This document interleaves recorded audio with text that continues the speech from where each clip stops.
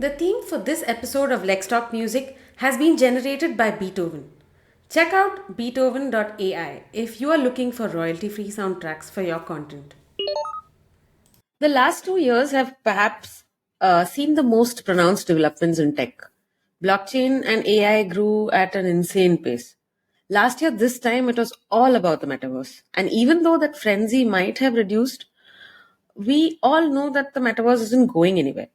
But the metaverse is nothing compared to what developments in AI has meant for the world at large right now. From medicine to engineering to coding to art and music, AI has literally changed the game. So what we're currently witnessing are moments that are going to make history for all the right and wrong purposes, maybe, but it sure as hell is an interesting time to be alive, right? So, obviously, if you haven't guessed yet, today's episode is going to be about AI. More specifically, AI, artificial intelligence, in music. There's been a lot of discussion on what these developments mean for artists across disciplines, and I thought it best to have someone who actually knows what it means to work with AI.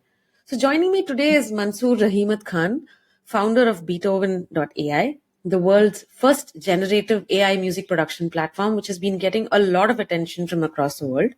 Welcome to Let's Talk Music, Mansoor. I'm so happy to have you on the podcast. Yeah, I'm happy to join this podcast today. Thanks for having me, Sandhya. Great. So, you're a seventh generation sitar player, if I'm not mistaken, and a graduate from Georgia Tech, specializing in music technology. And today you're the founder of one of the world's, like we mentioned, the world's first generative AI based music production platform. How has this journey been? It's been, I mean, I'm safe to say it's been really, really exciting, but I'd like to hear it from you. Yeah, awesome. Thanks a lot. First of all, yeah, just to start with my background. Yeah. So I basically come from one of India's oldest families in music. So basically, what you call as gharanas, right? Like in India, which are like the traditional classical Yeah. families. So when you're born in such a family, obviously the influence of music around you is just massive because your Yeah. father, your uncles, your cousins, like literally Yeah. everybody is into music. So Yeah.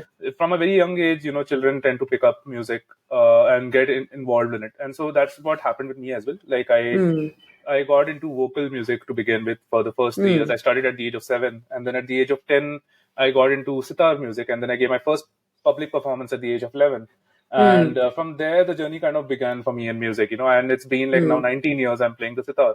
Wow. So I've been doing all sorts of stuff, played concerts across the world, like done streaming, all everything that is there in the music, right? To Yeah, explore I it, can imagine. Yeah. teaching, yeah. So I've done all of that. But what happened, interestingly, in my case is like I also was pretty fascinated by math from a very young age. So like Hmm. I actually really like solving problems and things like that. And I was actually the board topper in my state in math in the Wow. first in first Whoa, standard. Mansoor. Yeah. Legit, So legit genius. not really. I wouldn't call it a genius. I mean, math is just like something that comes with practice, I would say. But anyway, post that, I so naturally I had a fascination for engineering, and I got into engineering. And so when I got into like my third year, right, like I started Hmm. realizing like, okay, I have a strong interest in music, and I also have a Yeah. strong interest in math. So there should be something that lies at the intersection of the two, right? So Yeah. that's how I got to know about this space called music technology, which is like Hmm. a very niche space Yeah. where especially people like myself, like who really Yeah. want to be in music and tech, work at the Yeah. intersection of the two spaces. And that was my discovery. I started with IIT Bombay. I was working Hmm. under a professor named Professor Preeti Rao. Under her guidance, I began my journey. She gave me my first project when I was in college. And from there, it has just been an ongoing journey, of understanding music and technology. And then I went for my master's to Georgia Tech in 2018. Okay. And Georgia Tech has this interesting program called MS in Music Technology, which is Yeah. a great program, I can which is imagine. yeah, which was also featured by in the I don't know if you know this documentary called The Age of AI Yeah. by Robert Downey Jr. So Yeah. on YouTube, so our lab was featured on that episode, and Wow. so it's a pretty fascinating place to be, and I honestly did not graduate. I'm a dropout. So I mean it was But yeah. we know the myth behind this, right? Like all the biggest like tech geniuses have all been dropouts. So Mansoor, let's not like harp on that too much. We think there's got like Okay. Yeah. Yeah. Anyway, so I came back to India. Then I was working. Obviously, that love for music tech was still there, right? So I Mm. wanted to continue in that space. So I worked for a sound tech startup in Bangalore. You don't find a lot of sound tech startups in India, Yeah. and Yeah. luckily I was able to find one. And then post that, I then was working in a very high growth scale startup, which was basically an education technology startup. Okay. And that startup got acquired, and post that, like me, and I met my co-founder Siddharth, who Mm. is basically also like very interesting personality like me, like in the sense from the perspective, like like who's into music and technology, get it Yeah. right, like Yeah. that combination Yeah. is extremely hard to find in the market. And Yeah. I That's said, okay, good. okay, cool, like two of us, both of us love AI, both of us love technology, let's get Mm. together and start something. And Yeah. that's how the journey began. Mm. So yeah, so that's how this was back in And this is what 2020. year? Yeah. Yeah, What year was this? 2020 October. So this is like almost 3 Okay. years back. 3 years. Okay, and yeah, and yeah. So when just to start, like before I begin the journey of Beethoven, right? Yeah, this is broadly how my exposure has been to music technology and how I met my Your co-founder. I background, know a little basically. bit Yeah. about my Yeah. background. Yeah, Yeah. Great. And I think that's really fascinating that you find people who are aligned with your interests, and like how these things just kind of come together. You've had that background in music, you've had that inherent liking towards tech, and like obviously your obsession or your fondness for math is what got you into engineering, and then finding the necessary spaces for you to actually be nurtured, have that interest nurtured. That's I think everything happens for a reason. There's like a time and place for everything, and that right. you have been in the right place at the right time, and that's I great. I guess Yeah. fingers crossed. Yeah. Yeah, Fingers crossed. Yes, we yeah, are rooting hard for Beethoven. So yeah. now I want to know about Beethoven. So I know about Beethoven, of course, because I've had the good fortune of interacting with you and the team and understanding what the platform is about. But Right, I think everyone will benefit from understanding what Beethoven is and right. what is the intention behind setting it up. Yeah, that's a great question. So whenever you are starting a startup, so there are two ways how people start a startup, right? Some people would have an idea, like okay, like this is an idea and this is something I want to work on. In mine and Siddharth's Yeah. case, it was slightly different. Like Hmm. we were just two guys who wanted to do something in the music industry, but we didn't know what to do. So it was like okay, so it was like we need to start from somewhere, right? Like, and what we started doing is we started talking to a lot of musicians, okay? Because Hmm. of course, if Hmm. you're solving in the music industry, you need to talk to musicians, right? And Obviously. Yeah. there were so many problems that we could find, Yeah. around revenues, musicians not making money today, like there are so many different aspects of the business, like Yeah. and Yeah. that too, the time when we were talking to them, it was the COVID time, right? Like 2020 Hmm. and 21. So the live music industry was completely dead. So Hmm. that was one of the biggest revenue channels for most artists, but that was also over. So now where are musicians making money from? Just Hmm. discovering interesting problems. Hmm. But we couldn't find something that was very scalable or something that we could go as two individuals and build something, right? And put our skills into it. So we then Hmm. started looking at the other side of the game. Like we started talking to people who use music, right? Like people like content creators, Hmm. videographers, Hmm. podcasters, so Hmm. we started having conversations with them. Hmm. And there we found a very interesting problem. And our perspective, like Hmm. our hypothesis was okay, there are a lot of people who are creating content, but Hmm. all these people, like at least most of these people, I would like to say, were not fully aware of the infringement side of things, right? Like Hmm. if you're Yeah. using like music that is owned by the Someone rights else's. holder, and you just Correct. put it in the video and then you start commercializing on it, you essentially are infringing on someone's copyright, and you're also like losing out on revenues. And Yeah. as a content creator, this is not in their interest, right? Like they are creating content, and music is Which. just one small part of their entire content, right? So Yeah. Yeah. why would you lose out on monetization because of Yeah. just the music that you have used, and you have put in so much hard work in creating the whole script, the video, and everything, right? So it was Correct. pretty interesting problem, and then we looked at the size of this opportunity, and it was huge. I mean, like the way how the creator economy is exploding, everybody has become a content creator today, right? and Yeah. Yeah. and what happens is like initially people are not aware of this problem, but the discovery happens when you start making content as professionally, right? So that's Hmm. when the real challenges, Hmm. the discoveries start. So Yeah. that was the flow, we found out. And then what happened is, then we looked at okay, it's not like if there's a problem, there won't be a solution in the market, right? Of course, there are Yeah, solutions in the obviously. market. Yeah, And yeah. so we found that, okay, there were stock music libraries, Mm. companies like, there are a lot of companies in Europe, in Sweden, like who are basically Tracklib and all of these guys. Yeah. Tracklab, Epidemic Sound, a lot of these companies who are licensing music to content creators, and they are doing pretty well, for Mm. themselves. Yeah, And yeah, yeah. Yeah. we saw, okay, like this is a validated market, this is an existing opportunity. We just Mm. need to see, like, what are the gaps in this market, right? And that's when we got our insights. We started talking to users of these platforms, and we found a couple of interesting points. First was, search. Like, think of it this way: if Mm. I'm also on a stock music library and I Mm. want some music for my content, I Mm. need to actually listen to each track to decide which one goes well with my content, right? And that is a huge waste of time in the whole creation journey. In images, you could Right. just visually look at things and decide, okay, this is a nice image. But in audio, you actually need to listen to each track before deciding what goes well. So that was the first discovery that we had. The second was editing, right? Like if you have, like, let's say a video that is 8 minutes in duration and you find a track that is 3 minutes in duration, how do you make it fit with your content? So, Mm. that looping and that editing, all of these are like pretty, what you call as music editing, right? Like that is another challenge that Mm. we found Mm. content creators face issues with. And of course, like the third piece, right? Licensing is not a solved problem anyway. Even if libraries Yeah. are there, they they Yeah. still come after you about with the copyright infringement if you are not on their subscriptions and things like that. For sure. Yeah. Yeah. Yeah. So this was very interesting for us. So what we decided is, okay, this is a problem. It's fully validated. We spoke to thousands of content creators. Now, Mm. what is the solution to this problem?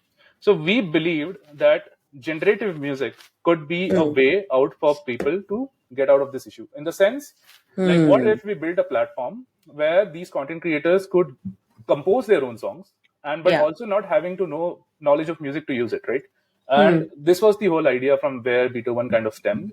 It's been like a long journey. It's been like almost two years now. Like Mm. since we started that product, going from alpha to beta to advanced Yeah. beta, and then finally launching it. But Yeah. yes, it's been amazing. Like, just talking to people, understanding insights, and then coming to the stage where we are at today. Yeah, so that's been Yeah. mostly the journey. Yeah, like, happy to answer, like, any thoughts, any questions you have, like, around this. Yeah, I mean, and I think, like, honestly, obviously, like the first time I came across Beto, and I was fascinated by the whole concept because, I mean, also, like, it's really easy to use the platform. So, even like someone who's not, savvy with a DAW, or someone who just knows, I mean, someone who understands like basic technology like me can actually create like music out of it. And Right. it's such a boon for not just content creators, but also for, like, I think musicians to a certain extent, in the sense that you're not having your music ripped off and used without you getting paid. Because, like you rightly mentioned, licensing is such a nightmare that if I've created a song and if I've uploaded it somewhere and someone wants to use it on an Instagram reel as an original audio, it's so hard for me to flag it as an independent artist, especially. And Right. I think what Beethoven does is solve for it's a niche problem, but it Right. solves it in such a smooth way that I Right. think that you can probably apply that to like other aspects as well. And I'm sure we can explore that in the course of the conversation. Right. Right. No, so just to add to what you were saying, right? Like, so, Yeah. I think infringing, that is a very good point that you made. So, Hmm. one interesting point that I would like to make, right? Like, is the way how we built Beethoven is very interesting. It's Hmm. so intuitively everybody kind of thinks, okay, like if it's an AI music composer, this is going to replace me, right? Like this is my competition. Yeah. Yeah. That's Yeah. the first thought that comes to any music Yeah. producer's mind. But Yeah. Yeah. what we are also trying to attempt, okay, this is very early days for us, but what we're trying to attempt is, can we build a new revenue source for artists, using Beethoven? Like, okay, you have Yeah. AI, but also you Hmm. have a revenue pool that is coming out of this product for musicians who are Hmm. working with us, right? So yeah, so that these are some early attempts in this direction. We can talk more about it as we go further in the conversation. Yeah. Yeah. In fact, that's my next question. I want to know, how does Beethoven work? Again, like I said, I know how it works, but so from what I understand, a user who you're not really targeting musicians, from what I understand, right? You're targeting people, content creators who need music for their content. Correct. So they are obviously using your platform to generate music. Right. How is that music being generated? If you had to like break it down and explain it to me Right. like I was 3, how would you Right. Right. explain it? Very nice. So if you were 3, I'm sure you have played with if you have played with Lego, right? Yeah. Okay, so how do you basically make a house maybe using Lego or like something using Lego? You Yeah. take all the pieces of the Lego and you Yeah. combine it to there, and then you create a structure out of Correct. it, right? Yeah. Think of it, Beethoven works in a similar way. We do the exact same thing. We Okay. basically work with a lot of artists. Okay. We buy data from them, and Ha. and we Okay. basically have a deep learning algorithm which basically Hmm. takes the data, ingests it inside of the algorithm, and then composes music, on top of it. So that's Hmm. basically the whole idea of how Beethoven works. So Okay. we have a So, supply. So we have a ha. supply, which is your music producers, your Ha. Okay. instrumentalists, your Yeah. different musicians, and we do like full buyouts from them, like work for hire agreements. And Okay. in that process, we have their consent, we have their permission. We clearly communicate to them, hey, this is for the platform. We are going to be using your data for training our Hmm. models. Hmm. Can you are you okay with it, right? Like Yeah. because keeping all those aspects in mind and making them fully aware of what they are getting into is Yeah. pretty important as part of the communication process. And Correct. and we haven't had any issues. Like every artist has been pretty excited about what we are building, and they have been Yeah. contributing pretty generously to the platform. Okay. So I think it's important to also clarify here that you're not really buying out entire songs, right? No. Huh. So you're basically buying out, say, can you give me an example of like the kind of artists and the Right. kind of work that they are selling to you, or like, or they're commissioning to you, or that you're commissioning from them rather? Right. So the kind of artist. So there are two categories of artists that we work with. One Yeah. is your bedroom producers. Okay. Oh, These guys create like insane amount of ideas, but they don't do much with it. Like, in the sense like they'll probably put out one track or two tracks on streaming platform, but they have like repositories of samples and yeah, yeah. that they create in their pastime. So Hmm. that was a pretty interesting area for us to talk to. So we would go and we would go and find these talented music producers in India, Hmm. and we would Hmm. basically get into contracts with them, and we would buy samples from them. So not Yeah. songs, but samples. Okay, Samples, yeah. and also the other side is your independent bands and instrumentalists, right? That is the second category. So Hmm. bands like Parvaz, they have Hmm. worked with us. Yeah. Asad Khan, who is a sitarist, who's Yeah. plays part of A.R. Rahman's band, and Yeah. several other big artists, from Indian classical, from Indian indie scene, Hmm. So Hmm. these are we directly go to the artists, just to basically give you a sense. It's Yeah. like it's a one-to-one communication between Beethoven and the artist, Hmm. and these are the two categories of artists that we work with. Great. And what's your user base like right now? So how many artists in total have provided you with samples or like commissioned work with you? And 300. oh wow. And Yeah. like what's your user base like? We have more than 300,000 users using Beethoven Dev Oh, that's globally. insane. Yeah. Mansoor, congratulations. That's Yeah. amazing. Yeah. Awesome. Okay.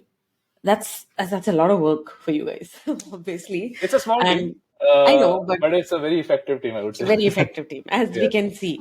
Yeah. So that's I mean, exciting stuff, man. So I obviously the last, I think I follow Beethoven and I follow you and I see the kind of stuff that you guys are doing. Right. I know, I'm aware that you've launched two AI artists, like in Right. different kind of genres, if I'm not mistaken. Right. And both of them are also listed on streaming platforms. Right. So how does that work? Like, who owns the music? Like, who's getting? Are you making any money out of it? I mean, I know the Right. streaming revenues are nothing, but Right. still, like in the interest, academic interest, Right. Right. we want to explore that. Right. Oh, it's a very great question, and this is something.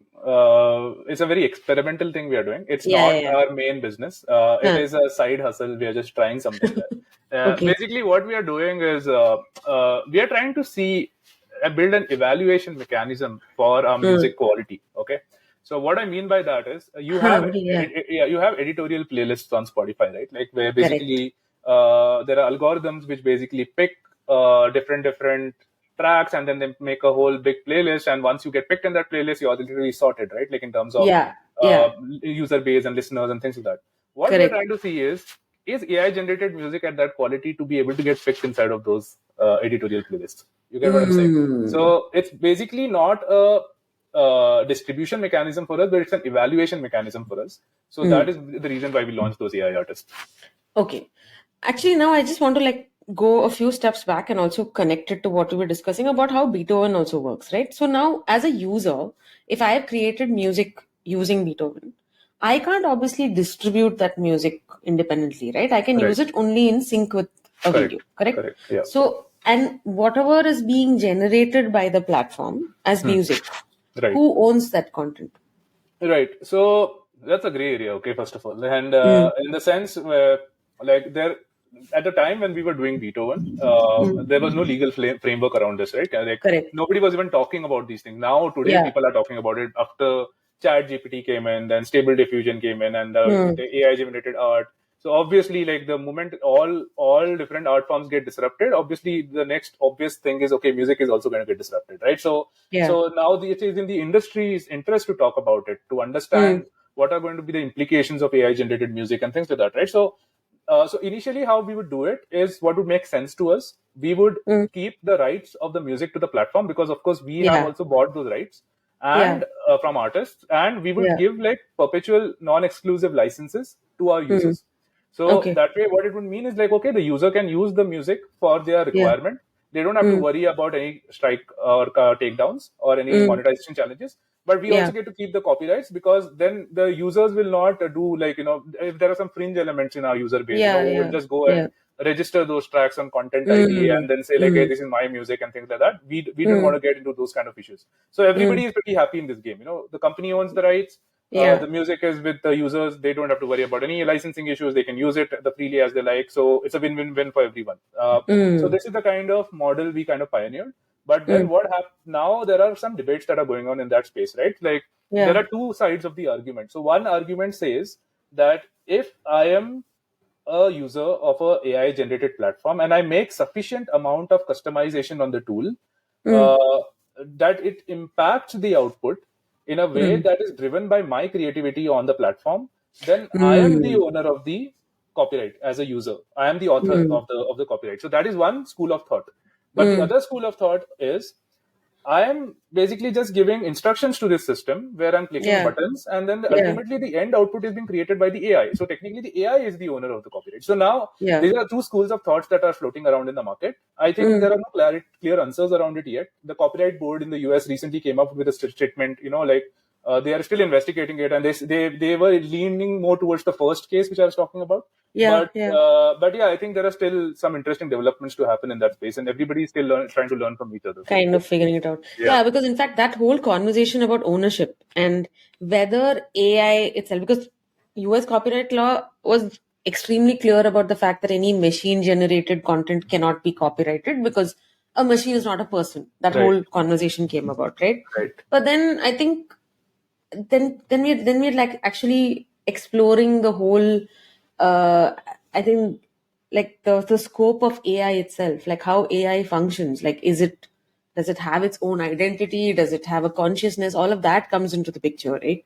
right. So I want to come to that question again, but I think uh, I also want to address the whole bit about having AI generated music on streaming platforms, Hmm. because obviously I'm sure I think you've already commented on it, but Right, some of the major labels are, you know, very uncomfortable with how things are turning out because they think that data scraping right, is leading to music that is being generated by AI platform that's sounding, a lot like the artists that they represent. right, So what is your opinion about what they are talking about? Because right, in a way, I understand their concern, and I do agree that unless you have the necessary permissions, maybe you shouldn't be like imitating an artist, because that kind of like hits where it hurts. right. But I want to know your opinion, especially since you work in the industry. Great question. I think it's a move in the right direction, what the Mm, labels are doing. mm, So here's my perspective, right? Uh, some company is just going to like pick data from the internet and build an AI model on top of it. yeah, That is a massive copyright infringement. And yeah, why? Because the source data is mm, somebody's hard work, right? Is mm, some artist's life's work which has mm, gone into creating that piece of art. mm, And now the company is coming and saying, hey, I'm just going to scrape all this internet data mm, and I'm going to build mm. a generative model on top of it, and we are going to use it the way we like. I think that is purely unethical, in my opinion, Yeah. and I do not believe in that philosophy. And I believe that the data set contributors need to be compensated for the data, Yeah. and the labels are in the right direction. They are very right to go after them and take them down. Yeah. And obviously, I think that's exactly what Beethoven's doing. Like you are engaging with your legitimately commissioning data sets from artists Right. where they're fully aware of what it's going to be used for. And Right. that's an ethical model, right? Like that's ethical data sourcing. Because I So think yeah, go ahead. no, I'm just going to say. So just let's look at the alternative. Like let's look at the other side of the market. Like the Mm. image is another big space, Yeah. right? Okay, so Yeah. you have probably heard of companies called as Stable Diffusion, who are Mm-hmm. basically they have trained on copyrighted images, and there has been lawsuits from Getty Yeah. Images against them, which is an Yeah. ongoing case right now. Yeah. Because you like obviously you're using copyrighted images, of some artist, and you're building models on top of it, which is obviously a Yeah. gray area, right? Yeah. And one good thing what I feel is about the music industry is this is one of those industries where lawyers are extremely powerful, and like and yeah, no, I'm like I'm not even joking, right? Like and there are central bodies that represents rights of the artist, right, which is pretty good from a regulation standpoint, to make sure that okay, like if there are some fringe elements coming in the market and trying to train on copyrighted music, there are some big players who will go after them and take them down. So that power exists in the music industry is what I would like to say. Yeah, that's true. And I think I feel obviously like artists across disciplines, like I mentioned, whether and especially for visual and audio art, right? Both of them are maybe the most impacted in terms of like how AI works currently. But I feel that I mean I don't think that we should like not including AI in the equation is a mistake because I Right. feel it can be used to enable creativity. Right. So, and I think that's probably also the foundation thought behind the body called Human Artistry Campaign, Right. which was basically set up, I think, a couple of months ago, if I'm not mistaken. Right. So, what do you think? Do you think something like that will actually deter developments in AI, or is it essential to keep AI in check? I think I hadn't heard of them until you told me about them, and I actually went and checked them out. I read Huh. their website and what they stand for. I Mm. think they have a very reasonable ask. What they are basically saying is, an art is as human as it is, right? Like it's Yeah. like music or art is a very human thing. It's basically somebody's journey being represented through their perception of what the world is, right? Like Yeah.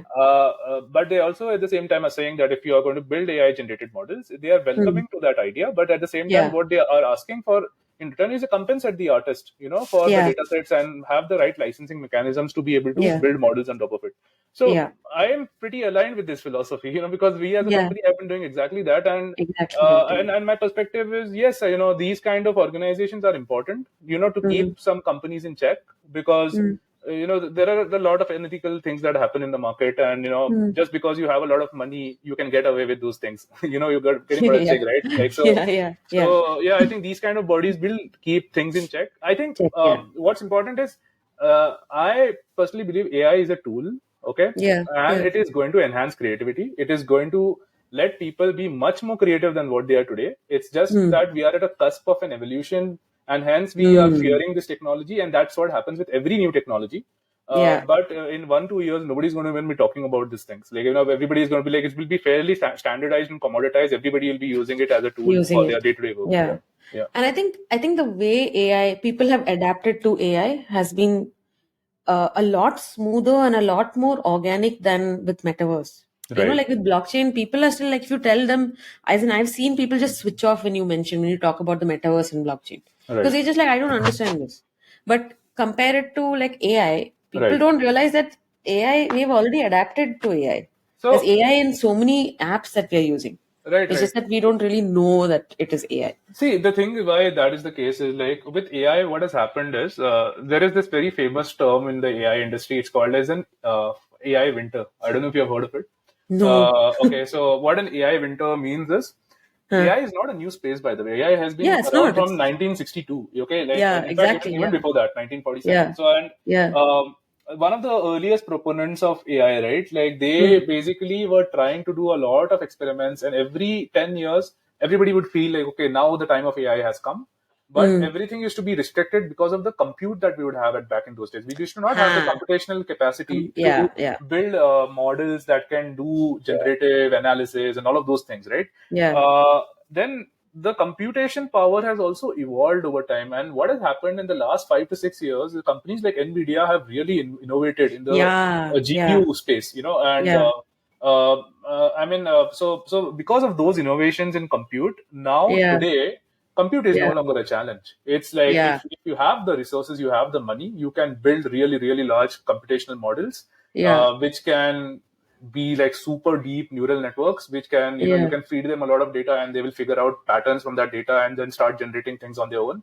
Mm. So we are already Yeah, there. We are there, yeah, like we're already there. Yeah. they're already there, and now it's just going to kick off from this point onwards. So if anybody is thinking that okay, this AI wave is just like the same crypto wave that we had last year, No. you're completely mistaken. Yeah, yeah. Because I personally have been working in AI for 9 years, and I have Mm. seen the evolution of how it has gone, and it is Yeah, a legit technology. The fundamentals of which are built in probability, linear algebra, all the baseline mathematics, right? That is the yeah.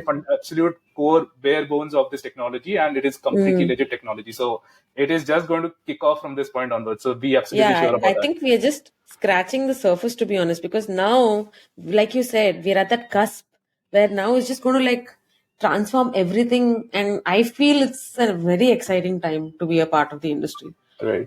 And but that also brings me to the question, because like for example, when ChatGPT, like the pro version came out, a lot of people are like, oh, you know what, all you lawyers are going to lose your jobs. And I was just like, you know what, no.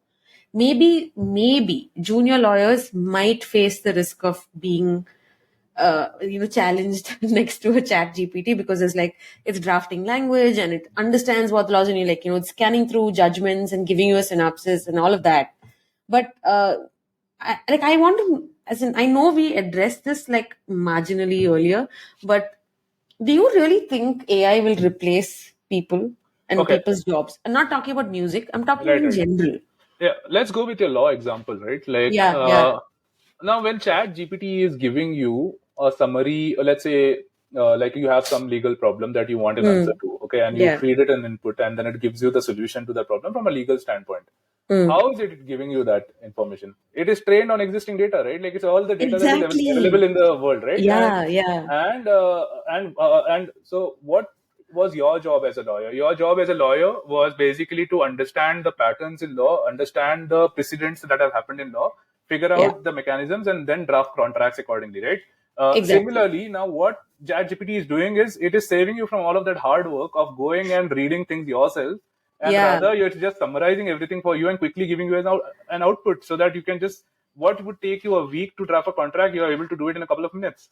So yeah, it's a tool essentially. It's not replacing you. You are still required to give it prompts. You're still required to tell it like what you want out of it, right? So absolutely. yeah, And that's how I that's like to think about it. Yeah. and I complete and so that's how I interpreted it, because when I discovered chat gpt, and I was just like, I was struggling with wording like this one particular clause, and I couldn't find something that was appropriate, and I was just like, draft a clause about this, and it just came up with something which was perfect. Yeah. I was like, this has just solved all my problems, Yeah. Yeah. because and especially as an independent practitioner, when I don't have like a large team working with me, like this is great. So I know that if I want like a simple one pager to be drafted, I can just tell chat gpt to do it. I'm giving away secrets to my clients, but no, that's not, I don't always rely on chat gpt. Right. But yeah, but you get what I'm saying. Yeah. Yeah. So now in the context of music, see, I genuinely believe that artificial intelligence is exactly that. It is artificial, right? It's Hmm. there is the human consciousness is missing from it, Hmm. like the whole concept of feeling and emotion and all of that, which is Correct. such an intrinsic part of art. That's what makes art, and that's Okay. what makes art relatable. Right. So is can we safely say that AI is not replacing any musician? Right. We can, No, I mean, like, to a certain extent. let me explain it. Okay, like, let me Yeah, break it clarify, down. go ahead. Yeah, Yeah. So let's start with the part where you said that art is a very human thing, right? yeah, If you yeah, think of it, like, that's absolutely true, because, like, as a musician, like, if you're yeah, somebody like who plays, let's say, some instrument, or you're a band, it's yeah, not just about the music that you play. It's about your journey as an artist. It's about your brand as an artist. It's about, the whole perspective that you have around music, your philosophy of music, of your philosophy of art.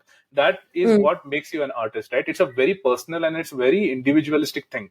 Yeah. And that is the reason why people follow you. For it's for who you are as an artist, and it's for what you think about music and what your music sounds like, and that is a very Correct. individualistic thing. Like, no two artists Absolutely. can Yeah. sound the same, because my Yeah. inspiration as an artist is purely an output of all the music I've been exposed to, whereas Exactly. somebody else's inspiration of music is all the music they have been exposed to. It's such a Yeah. subjective thing, and Yeah. Yeah. Yeah. so that is a very personal thing, in my opinion. That is definitely going to stay. That is not going Mm. anywhere. Okay. Mm. Now Mm. think of, what if you had a system that is Mm. inspired by all the music that is there in the world, right? And Oh my God. that is basically what we are talking is artificial intelligence, right? Like, it's Yeah. now, what do you do with something like that? Now, as an artist, I would imagine you have a system like this, which Yeah. is helping you go beyond yourself, because you are limited by your surroundings and your inspirations and the music that you were exposed to.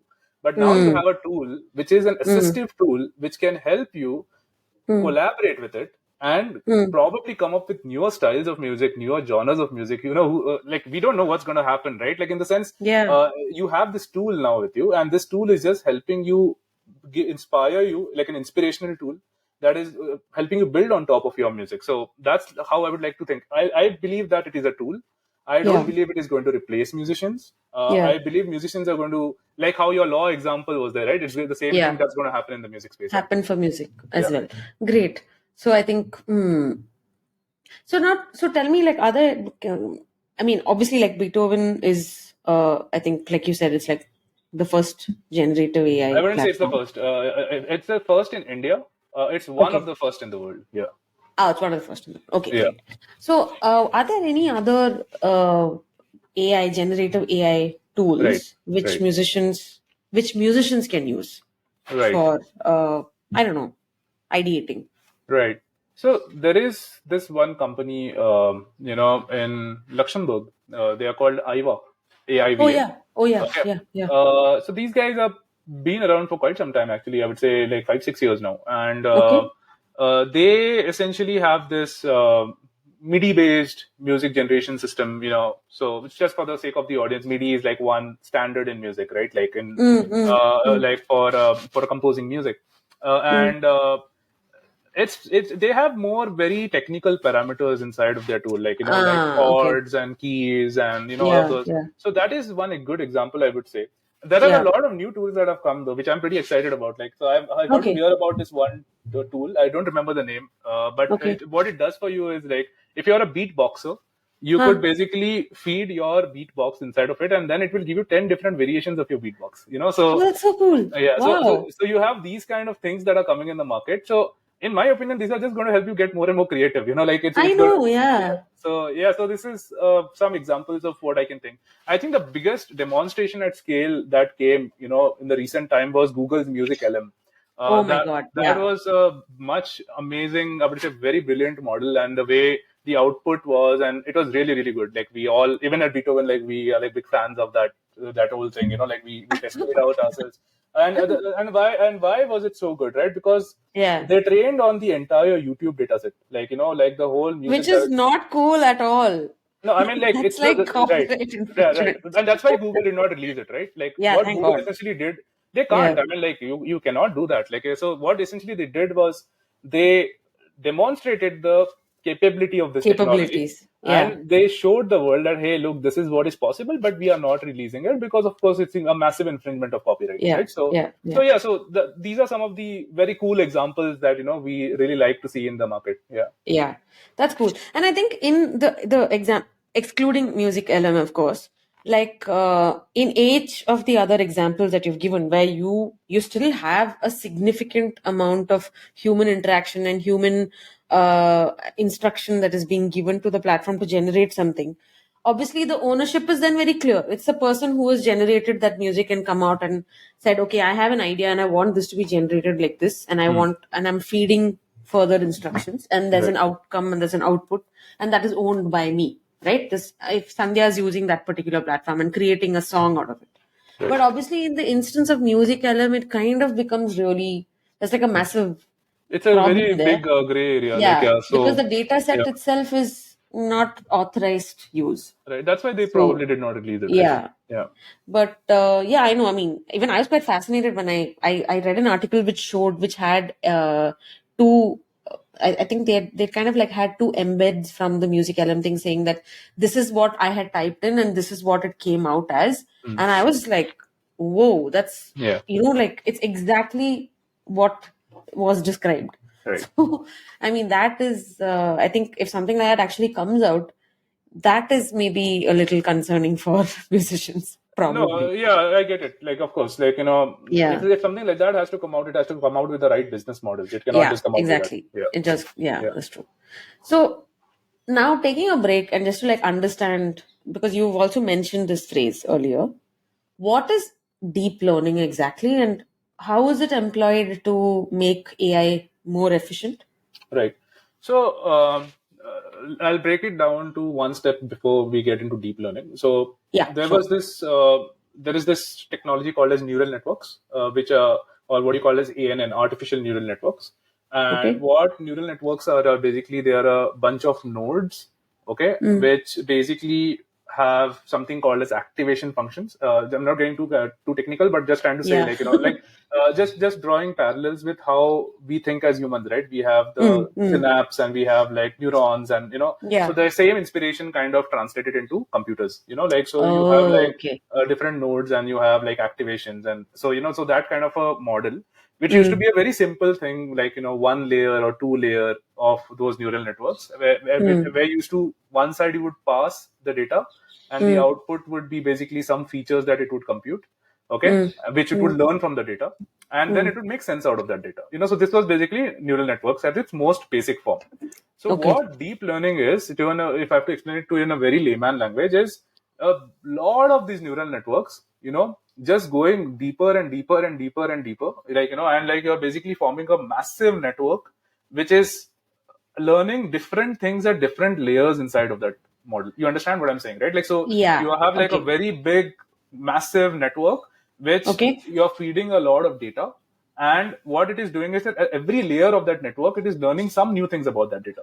So that is Mm. essentially what deep learning is. It will be in the most bare bone definition of, what, if I have to explain it to a layman. Yeah. Okay, understood. So obviously it's not just about the basic stuff that is accessible. They kind of go, into the whole database that is available to them, right? Yes, yes, And yes. how does the maybe slightly bordering on regulatory also, but when we are talking about deep learning, how do privacy laws, I mean, do privacy laws matter in this, like data privacy laws? Data privacy laws, of course, matter. I mean, you need to have consent of the data that you're training on, right? Like, I mean, if you're Mm-hmm. doing it for research purpose, it doesn't really matter, because that's Yeah, Creative Commons or like MIT license, and all those yeah, kind of things. yeah, yeah. But in the case of commercialization, like if you're going to commercialize on somebody's Ah, data, then of course it correct. matters, right? So you Yeah, can't do obviously, that. yeah. Yeah. So because that's even, I mean, the whole premise of AI and development in AI has been built on the fact that when we are using data sets, there is a fair use exemption for it. But Correct. I don't think that applies anymore. And I think it's fairly clear because, like, with Stable Diffusion and what Midjourney being sued, what they've questioned is exactly this, saying that you can't really use unauthorized data sets for training your AI because that's not fair That's use. exactly, you Because can yeah, for research purposes, but you cannot for for research purpose, you commercializing. can't commercialize it. Yeah, Commercialize it, exactly. exactly. Yeah. Because that's pretty much what Lensa also did, right? Like that Yeah. app which everybody was using like a couple of months ago, and like Yeah. even I used it. That was I'm just like guilty a of it. blip, and it just went away. Like, it was. Yeah, Yeah. and but everyone, I think there's not a single person that I know who hasn't used it. I And haven't. did you? No, I did not Okay, use now you are the first one. But it. Yeah. yeah, but it's only after I used it that I realized that, and then I obviously read all that material. Right. All like obviously, I think I don't know if they got sued, but I think Stable Diffusion and Midjourney got sued right after that. Yeah. But Yeah. So Mid Journey is basically built on stability technology, Stable Diffusion. okay, okay, So the original cool. company is Stability. So they I have see. gotten sued for by Uh, Getty Images, for by that. Getty Images, yeah. Yeah. Okay. Okay, great. All right. This is, I mean, there's so much to talk about this, right? Like, I think there are so many developments, and I think every day there's something new that's coming up. And obviously and then if you're on social media long enough, you'll also read like some horror stories about how there's a chat GPT kind of AI bot which convinced a man to kill himself, and I was just like, what the hell is going on? I mean, But these are uh, like, see, anytime, whenever any new technology comes, there are some things. This is, I would like to call mm, it as noise, in the market. mm, mm, And mm. this just comes and goes away. I mean, ultimately, what sticks around is legitimate use cases. Ultimately, everybody wants to do business. Everybody wants to make money, right? Yeah, Like, so, yeah. yeah, Nobody's going to like, kick themselves in the foot. So exactly. hopefully all of this is just noise, like you said. I mean, the whole So now, perspective of technology is to make the world a better place. So anything that is not doing that is not useful. Yeah. hopefully, Mansoor, hopefully, because I mean, we probably have like a longer debate on this on whether Yeah. technology has improved life. But I mean, I'm of the opinion it has, but there's like a lot Yeah. of other issues as well. But anyway, Right. what is your vision when it comes to AI in music? I think we've kind of got a sense of where you're Right. coming from Right. and what plans you have with Beethoven as well. Right. And I think, like you mentioned, you are looking at AI as a tool for musicians. Right. Is like, do you have something in mind? Like, what next for Beethoven? Like, what is your aspiration for? Like, what are you looking forward to in the Right. AI industry space? Right. Right. So our vision is honestly to get to a point where this is one more added channel of revenues for artists. Okay. So where you basically have revenues coming from your consumers and creators who are using the platform, but a good chunk of that revenue is also going to the rights holders, the Mm, creators of mm, the data sets. So that is the kind of vision we have. We want to build an ecosystem like that. mm, A new one more added channel. So like today, what are the opportunities that musicians have? They can make money from streaming, from concerts, from teaching, from production gigs. But mm, uh, adding some more, like then obviously you have these loop marketplaces, where you can license. mm, mm, So we feel that okay, AI, if done the right way and with the right business model, it could be one more new mm. channel of revenues for the music industry. So that is Understood. our broader vision. In terms of AI as a tool for artists and for Beethoven, I think what's interesting is we have seen a good percentage of users coming on our platform who are musicians themselves, and Yeah. they have come on calls with us and they've said like, hey, this platform you guys have built is fascinating, but Mm. we want like some more options. We want some more features. And I was like very fascinated. Like, why are you guys here? Like because this was never built for Yeah. you all. And Yeah. I think that is pretty interesting, right? That means that musicians and artists are being pretty receptive of this technology, Mm. and they are Exactly. looking at ways of how they can speed up their workflows. Like how they can, Mm. let's say they want to take like agency work and they have like 10 projects Yeah. to work on. So can we use this tool and quickly accelerate that, right? And Yeah. so that is how they are thinking. So it's pretty interesting. Like it's a very fascinating space for me as a founder because Mm. I have I so know. many learnings every day. Like Yeah. we started with something, but as we are going deeper in the market, the kind Yeah. of use cases that we have seen on Beethoven, we never imagined. Like we have seen, of course, videos podcast is what we built it for, but we have seen Yeah. game creators using Beethoven's music. We seen Oh, yeah. virtual reality folks using it for music, then Mm. animation folks, 3D Mm. avatars, then NFTs, all of these guys using. So Beethoven has become like a new tool for them to make music for whatever they want to do. You understand, It's right? So amazing. yeah, Yeah. so that's basically what I see the company going in that direction. Like uh, Amazing. helping people get music that they like. Yeah, That's awesome, and I'm really looking forward to what Beethoven is going to be doing and how it's going to put India, as in it already has put India on the map as right. far as AI is concerned. So that's great. And is there any specific development that's, or like something that's been developing in the AI industry, which you are keeping an eye on, something which Right. you're really like interested? Yeah, yeah. I'm actually pretty excited about this one space called as AI observability Okay. and attribution. So basically, what that means is, so right now the models are kind of like black box. Like not everybody knows like how they figure out these patterns and generate. So what is happening behind that scene, right? Like inside of that whole deep model, how those are learning and things like that. Of course, there is some understanding to it, but not very deeper understanding. So there is this field called as AI observability, which basically tries to understand deep models, like, how they make decisions of deciding how you should be generating things. So that is a very fascinating space for me. That is something I'm really looking for. And the second is attribution. So one of the biggest challenges in large language models is one is not able to tell what was the source data it was trained on. Okay. Like, when it is giving some certain kind of an output, right? The ability to trace back to the actual data set from where it is learning and it is giving you that output, I think that is a very exciting space for me. I'm really looking forward to the development in the AI space here. How do you think that will impact music specifically? So I'll tell you, like, in Beethoven, what we have done. So the models that we have built, we are able to do that to some extent. The approach that we have taken is slightly different, and in that we have started giving musicians analytics. So what we do is, like, all the producers who are working with us, every month we send them a report.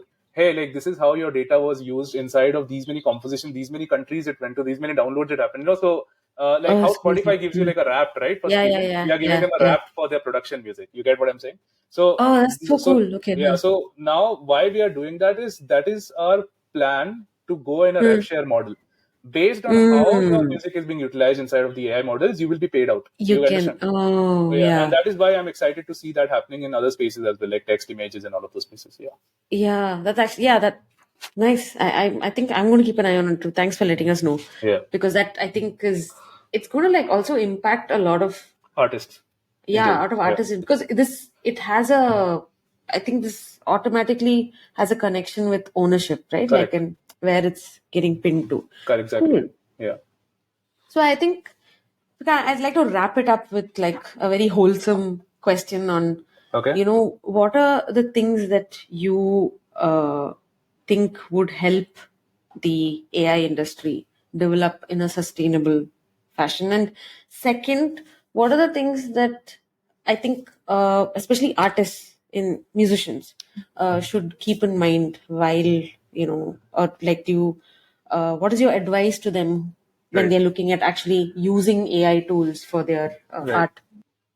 Right. So sustainability standpoint, I'm absolutely clear. It has to be a very ethical approach to building AI systems where you need to make sure that the rights holders are being compensated for their data sets and you're not infringing on somebody's copyrights. And that is the only way forward, in my opinion, because that will help people make money from their art, and at the same time also help companies build very fascinating models and tools which will help other people to create art, right? So I think that is a very sustainable way forward, in my opinion. The second piece, what the musicians should be wary of when using AI, I think I would say just look at it as a tool. Okay, it is a new digital audio workstation, I would say. This is what had happened when the likes of Ableton, FL Studio, and also all of those softwares, when they had come in the market, there was a lot of discussion around it, right? Like digital music creation and the whole revolution that came with it. I feel like this is one of those revolutions again, all over again. And this is a new tool mechanism. It's just going to get standardized and commoditized, and it's going to be like one of those things which you use day-to-day basis. It's not going to replace you. That's what I would like to think about it. Yeah. Great. Awesome. So I hope everyone who's listening feels a little better about this. And, we're not really looking at like a judgment day kind of situation where you'll have like Terminator coming to kill all of us. But I think AI is something which we can't really, I don't think we can avoid using AI going forward. Because I think we're already using AI, like you said. It's not a new technology. It's been around for like decades now, and it's just becoming more refined. And I am hoping that it will reach a stage where we are all accustomed to using it, and it's not really like it's not something that it becomes something that actually improves the quality of life. And I'm hopeful of that. Right. And I think I'm looking forward to see how Beethoven is going to evolve into, like an AI giant, and maybe you'll be like the next, like Google for the AI, industry. That will be Yeah, fingers crossed. Rooting hard for you guys. Thank you. But thank you so much, Mansoor. It means so much that you've taken time out. I know you're super busy. You're jet setting all over the place. So this 1 hour is like, I know time is really valuable. Right. And I hope everyone who has tuned in is going to go back and look up Beethoven if you haven't already. And thank you for tuning in. And once again, thank you so much, Mansoor, for joining us. I hope to see all of you in the next episode. I hope you enjoyed today's. Thank you so much.